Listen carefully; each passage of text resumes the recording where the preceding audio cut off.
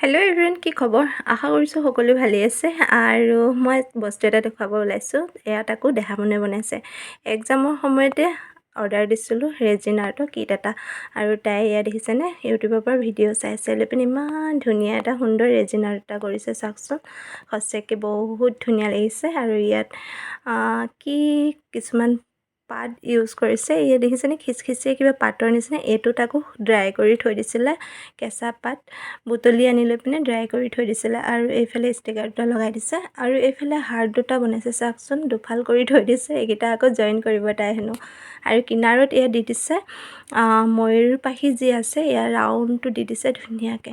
আৰু কেনেকুৱা লাগিছে তাই? মই কিন্তু তেতিয়া এক্সামৰ সময়ত বনাব দিয়া নাছিলোঁ। এক্সাম শেষ হোৱাৰ পাছত তাই আকৌ বনাইছে। এইটো উলিয়াই দিলোঁ কিটটো, তাই বনাইছে। কেনেকুৱা লাগিছে জনাবচোন দেই কমেণ্টত। জনাবলৈ নাপাহৰিব।